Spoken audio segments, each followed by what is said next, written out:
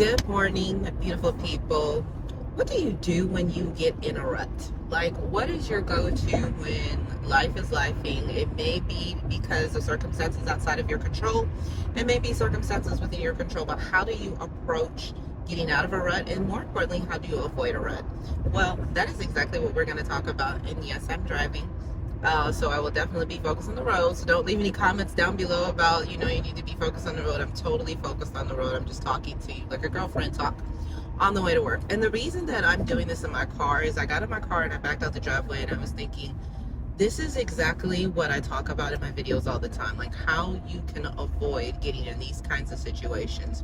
So, case in point, part of my job as an assistant superintendent is I'm over graduation. And so that means that I help organize and facilitate all of the graduations for my school district. We have 11 of them. We had 10 last year. We have 11 this year. Y'all, 11 ceremonies. And we're talking large, comprehensive high schools. And then we have some specialty schools. But it's a lot. It's not difficult. It's just that means for the next 4 days, starting tomorrow, I'm going to be gone. Wednesday night, Thursday night, Friday, Saturday. I'm going to be doing that. That is a lot for me this week. And I already know it. I can anticipate it. I can see it. I know that it's coming. So how do you avoid getting out of a rut, even though you know the circumstances of the week are going to be, in this case, pretty intense? So the goal and the answer to that question is you get as prepared as possible. And then you have to do the first thing, which is predict your pain points that are going to throw you off. So for me, when I think about what are the things that this week could get me off track, it will be a lack of sleep. It will be if I am going to bed at 11 o'clock at night, and I got to be careful because my 20-year-old daughter is here, and that girl right there will be running her mouth and talking to you, and next thing you know, you look up, it's midnight. So I know that's pain point number one, minimal sleep. And I'm not somebody that needs a lot of sleep, but I can't go into this week going to bed at midnight, then trying to get up at 5 a.m. workout, and then spend all day doing graduation and then come back in the house at 10 o'clock at night. I'm not even going to set myself up for failure like that. So that's pain point number one for me. Pain point number two for me is making sure that I have everything that I need to eat over the next 4 days. And I know you're thinking like, oh, just do meal prep. Let me give you some context for the environment that I work in when it comes to graduation.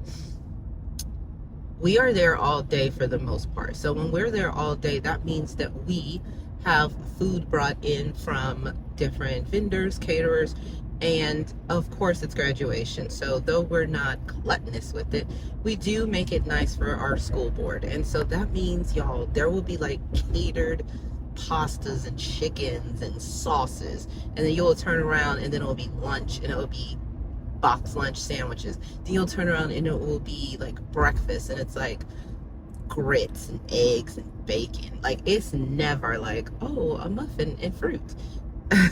It's always heavy because of course we want to keep everyone full and satisfied throughout the course of the day, because it is a lot. So I've got to be prepared to how am I going to eat for the next 4 days, because I'm going to be in the same place for the next 4 days. That means I have to prepare my food and bring my food in. I got to think about what I'm going to eat for lunch, and I got to think about what I'm eating for dinner, which I don't normally have to do because usually I just go home for dinner. So that's pain point number two. And then pain point number three for me is that I also am concurrently doing this, and it's the last week of school. And so another part of my job is I'm over like attendance and discipline and all of those things. It is the last week of school, which in most places equates to foolishness. So all of that is happening this week. So how am I going to avoid getting in a rut or getting thrown off my routine? Well, like I said, the first thing is identifying your pain points. So if you can anticipate that a rut is coming, or even if you're in a rut, what are your pain points that have caused you to get in this rut? I just named you mine. I already can predict that if I don't get good sleep, I'm not prepared with my food, and I'm not organized as we close out the last week of school, I'm going to be in a bad situation, which I'm not going to be in because I've identified my pain points. So identifying your pain points is one piece. Then what do you do with that information? Well, I'm so glad you asked. You have to prepare systems and alter things around you to address that. If I know pain point in this case is not getting enough sleep, then I've got to prepare myself to be in a situation where I protect that at all costs. Baby girl, I love you, but you're going to have to turn my light off and leave my room.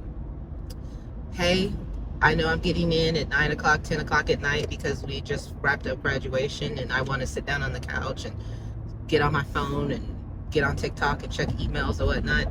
I can't do that. I got to go to sleep. I have got to protect my sleep this week. Pain point number 2.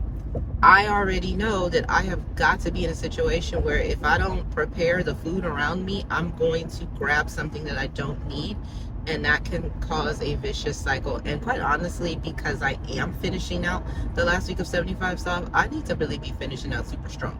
So that means that I have got to meal prep on a different level than I'm not used to meal prepping. So when I get home today is Tuesday, I'm actually going to have to, I already meal prepped my lunch, but I'm going to actually have to meal prep my dinner. Now, my husband more than likely will end up doing that for me because that's just who he is. But I know that I've got to also figure out, okay, girl, what is your snacks going to be while you're stuck here all day? Like, you've got to like have almost a little mini refrigerator of food over the next 4 days to be prepared so that you are not put in a situation where you're adversely grabbing things you're not supposed to. So those are the things that I'm going to do. Those are the things I'm going to do to prepare for my pain points. So you know your pain points most of the time. You know, oh, XYZ's coming into town. I already know what time that's going to be. It's going to be wild. We're going to have a good time. We're going to be up laughing and joking. I will probably get thrown off if I don't protect this pain point. You may realize, oh, I know that this repair is coming up, and I've seen that check engine light come on. It's been on. What am I doing to prepare? What am I putting aside monthly to make sure that when it's time to pay this expense, it doesn't throw me off my whole financial routine and my whole financial life? You have to really sit down and own pain points. And honestly, y'all, you gotta own the pain points that you've caused and you've self-inflicted. I know you don't want to hear that because it's just the truth. Like, if my pain point is a lack of sleep and I choose to be up with my daughter, there are consequences to that. If my pain point is I don't prepare my meals and I end up eating that heavy food at graduation, there are consequences to that. Those are self-inflicted. So the parts that you can control. So you have to take inventory of where you are. It's just the truth. The other thing is, when you're in a rut, you have to find a trigger point to help you launch out of the rut. Now, I'm not in a rut. I'm going to avoid this rut, and I just gave you some advice on how you can do that. But what do you do if you're actually in the rut itself? Well, there's got to be, almost think of it like a trampoline. Like, think about when you go get on top of a trampoline and you have to have kind of like those first couple initial bounces to start momentum. Like, you just don't jump, on the trampoline and then just go high up in the air. So what are some things, some trigger points that can get your momentum back up? Whether that is, hey, I've fallen off my exercise routine, or hey, I've fallen off my reading routine, or hey, we were saving money and now I'm spending money again. Like, what are the trigger points that signal to you, and this is actually out of Atomic Habits, that signal to you that I should be doing A, B, or C? So let me give you a perfect example. Say, for example, your trigger point is that you've fallen off on working out, you want to get back on it, but you're tired, you're unmotivated, just a lot is going on in life. Then what is going to motivate you to get back out there? Now, I can give you an example that works for me. I will go put something on that I know is an outfit or a pair of pants. I have a pair of pants, y'all. When I can wear this pair of pants, like, all is well in the world. Like, I can put that on. If I can't put on that pair of pants, or that pair of pants I can't breathe, then I know, girl, you are tripping.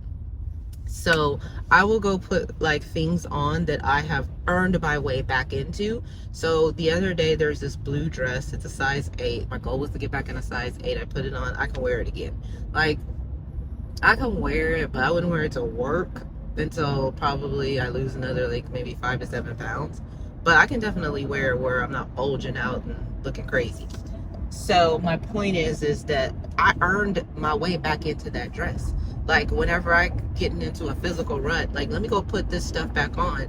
And, ooh, is it starting to get tight? Or no, girl, you can still wear it. Do you want this to get tight again? So maybe it's you go for a walk in the fresh air, and that's the momentum builder that you need.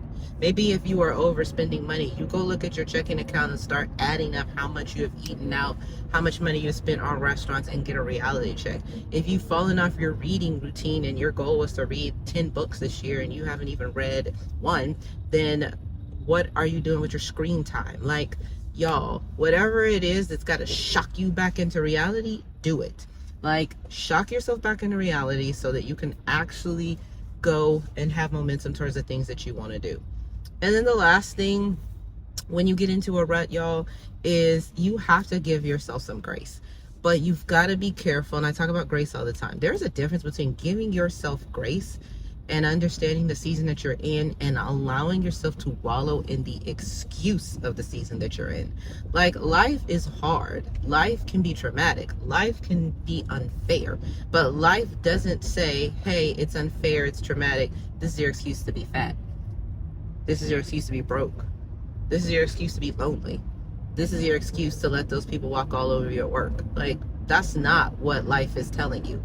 Life is throwing obstacles at you that you sometimes can control and sometimes you can't. But it is up to you. You have so much more power than you think in order to get out of these situations. So I know this was a little bit more on the tough love side, but you all have asked so many good questions recently about kind of this topic. And so I just thought it would really be good to show you, like, before a rut happens, how you can avoid it, what you can do to get in front of it.